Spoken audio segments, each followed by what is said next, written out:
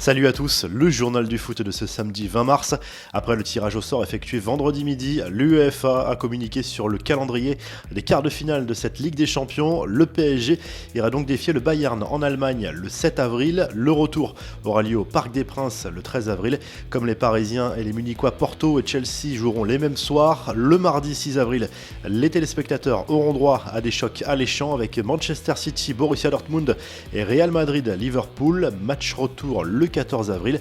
Les demi-finales auront lieu ensuite les 27 et 28 avril pour les matchs allés, puis les 4 et 5 mai prochains.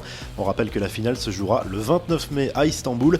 Les infos et rumeurs du mercato, Erling Haaland aurait choisi sa prochaine destination. Selon le journal ABC ce samedi, le Real Madrid est bien l'objectif prioritaire du clan de l'international norvégien. Autre info capitale, Mino Raiola, son agent, a parié sur un transfert dès cet été. Le transfert serait donc en bonne voie, d'autant que le Borussia Dortmund n'est pas contre une opération dès cet été en raison de la clause de départ incluse dans le contrat du joueur qui prévoit un possible transfert en 2022 contre 75 millions d'euros. En vendant Haaland dès cet été, le club allemand pourrait en obtenir 120 millions d'euros. On verra en revue de presse qu'un autre club s'accroche pourtant à Erling Haaland malgré tout. Memphis Depay, lui, serait bien dans le viseur du Paris Saint-Germain. Selon les informations du Parisien, l'attaquant néerlandais de l'OL serait une cible prioritaire pour cet été. En fin de contrat à Lyon, l'international néerlandais aurait reçu une offre de prolongation de la part de Jean-Michel Aulas, mais n'a pas donné suite pour le moment. La mise au point de Zinedine Zidane à propos de son avenir. En conférence de presse, le coach merengue a de nouveau taclé ce qui le voit partir à la fin de la saison et confirmé qu'il était focalisé sur le Real. Zidane a également été interrogé sur l'équipe de France. Là aussi, le principal intéressé a botté en touche alors que certains l'imaginent déjà comme le successeur potentiel de Didier Deschamps. Les infos en bref, la réconciliation est en marche entre l'OM et ses supporters. Le club olympien et des associations de supporters reconnus ont annoncé un projet de collaboration commun visant à remettre les supporters au cœur du club. Rassurés par leurs échanges avec Pablo Longoria, les groupes de supporters ont déjà pu rencontrer Jorge Sampaoli. L'AS Monaco inarrêtable, le club du Rocher a étrillé l'AS Saint-Etienne vendredi soir en ouverture de la 30e journée de Ligue 1. Une victoire 4-0 qui permet à l'ASM de revenir provisoirement à un point du podium.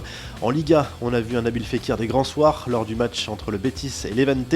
L'ancien lyonnais a fait sensation en ouvrant le score au terme d'un but à la Diego Maradona. Il s'est offert un rush balle au pied lancé du milieu de terrain avant d'aller tromper le portier adverse.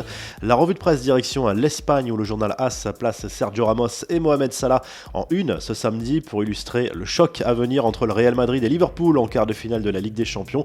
À eux deux, les Reds et les merengues cumulent 19 Ligues des Champions remportées dans leur histoire, 13 pour le Real, 6 pour Liverpool.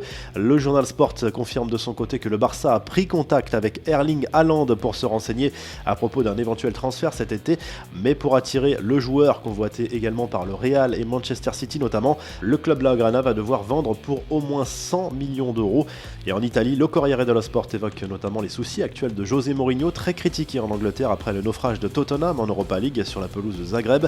Le quotidien se penche également sur le tirage au sort des quarts, avec notamment ce beau duel entre la Roma et l'Ajax. Si le journal du foot vous a plu, n'hésitez pas à liker la vidéo et à vous abonner, et à très vite pour un nouveau journal du foot.